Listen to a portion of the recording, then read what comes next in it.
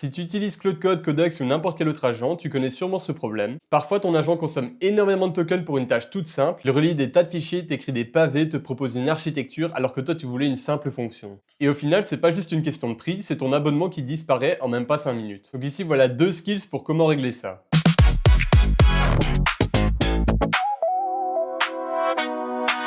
Donc aujourd'hui, on va tester 2 skills qui tentent de régler ça, mais de 2 façons bien différentes. Le premier repo qu'on va tester, c'est Caveman. Le but de cet outil, c'est de réduire le nombre de tokens de sortie. Il garde l'info technique, mais il répond de façon beaucoup plus courte. Dans les exemples, on comprend directement que le skill réduit de façon significative la consommation de tokens.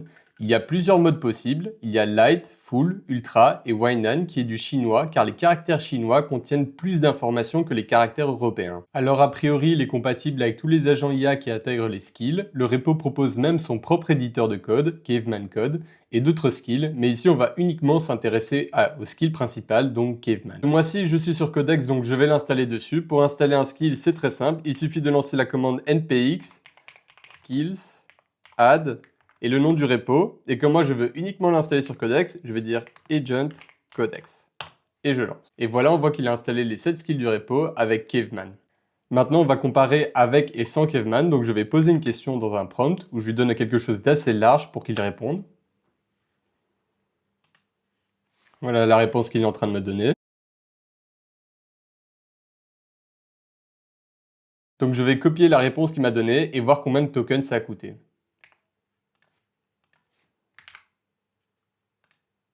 Donc environ 2000 tokens. Donc maintenant je vais activer Caveman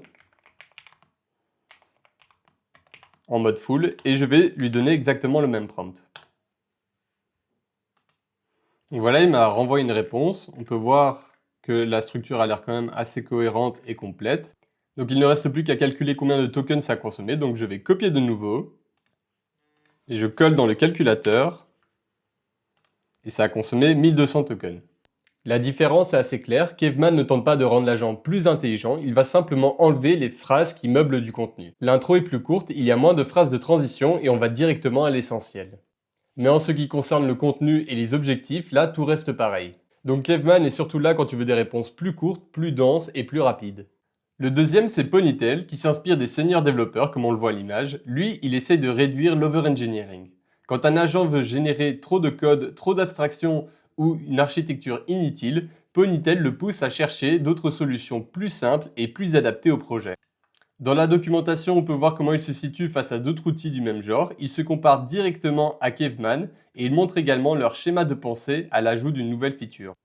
Niveau installation, c'est pareil. Il suffit de lancer la commande npx skills add et le nom du repo. Et comme je veux uniquement l'installer sur Codex, moi je vais rajouter la commande codex. Voilà, le skill est installé, maintenant on peut le tester. Pour tester, je vais lui donner le même prompt et je vais lui demander de faire un simple jeu de Pong. Donc là c'est pour le normal. Et pour le chat Ponytail, j'ai juste à dire Ponytail full et je lui donne le même prompt. Je reviens dès que c'est fini. Les deux prompts ont fini de tourner, donc maintenant on va tester le jeu. Donc on va d'abord tester celui en normal, donc je vais l'ouvrir ici. Et ça a l'air de bien marcher, il y a les points, etc. Concernant celui de Ponytail, on va voir le résultat. C'est plus ou moins pareil, l'interface est beaucoup plus épurée, mais les deux fonctionnent. Maintenant on va voir au niveau du code, donc à gauche j'ai le projet en normal et à droite j'ai la version avec Ponytail. Donc pour le fichier JavaScript, à gauche on a 300 lignes de code, alors qu'à droite on a 110, ce qui est beaucoup moins. Concernant le HTML, on est à 42 contre 20. Et pour le style, on est à 250 et à droite on est à moins de 80. Au final, les deux skills ne jouent pas le même rôle. Caveman, c'est pour rendre tes réponses plus claires et plus directes, et Ponytail, c'est pour pousser ton agent à écrire moins de code inutile. Les deux repos sont écrits en description, n'hésite pas à lâcher un commentaire si tu veux que je teste un autre skill.